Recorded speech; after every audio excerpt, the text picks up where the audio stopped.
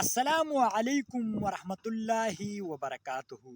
ملګرو تاسو څنګه کولای شئ چې د بل چا د فیسبوک آی ډي یا د جیمیل آی ډي پاسورډ معلوم کړئ او یا تاسو د فیسبوک د آی ډي پاسورډ محفوظ شي؟ نو ملګرو که تاسو زموږ چینل نه سبسکرایب کړئ زموږ چینل سبسکرایب کړئ، ویډیو در سره لایک کړئ او د ملګرو سره یې شیر کړئ. نو ملګرو تاسو چې چا د موبایل د فیسبوک د آی ډي پاسورډ معلوموئ نو د هغه نه به سیمپل د هغه موبایل راواخلي.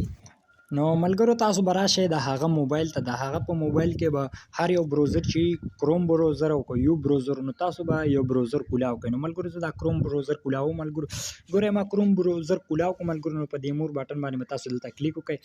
په دې باندې تاسو کلیک وکړئ ملګرو سیمپل به راشئ سیټینګ ته.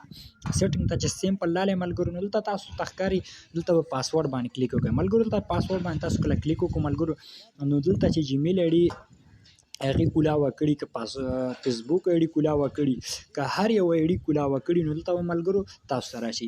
نو ګوره ملګرو دلته زما د فیسبوک آی ډي راغله. ګوره ملګرو زه د فیسبوک آی ډي باندې کلیک کوم. ګوره ملګرو دې باندې ما کلیک وکړو ملګرو دا بره نمبر دی او دا لاندې پاسورډ دی. نو ملګرو تاسو ته پاسورډ ښکاري، دا پاسورډ تاسو نشئ کتلی. نو ملګرو تاسو به سیمپل په دې سترګې نشان باندې کلیک وکړئ. ملګرو دې باندې چې کلیک وکړو ملګرو تاسو دلته د موبایل کوډ به ورکړئ. د موبایل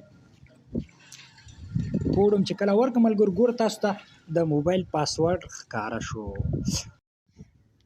نو دې دپاره ملګرو چې ستاسو د فیسبوک آی ډي محفوظه شي او څوک یې ستاسو موبایل آی ډي کولاوه نه کړي په خپل موبایل کې، نو د دې دپاره به تاسو ملګرو دغه کومه د فیسبوک آی ډي چې ده دا به تاسو وکیا کړئ ملګرو. دلته به تاسو دا ډیلیټ ووایئ. دا ډیلیټ درته ښکاري ملګرو، دا ډیلیټ به ووهئ او د دې ځای نه به ډیلیټ شي او سیمپل به راشي. دا سیو پاسورډ چې دی سیو پاسورډ به تاسو په خپل موبایل کې بند کړئ، نو هیڅوک هیڅکله هم نشي کولی چې ستاسو د موبایل آی ډي استعمال کړي.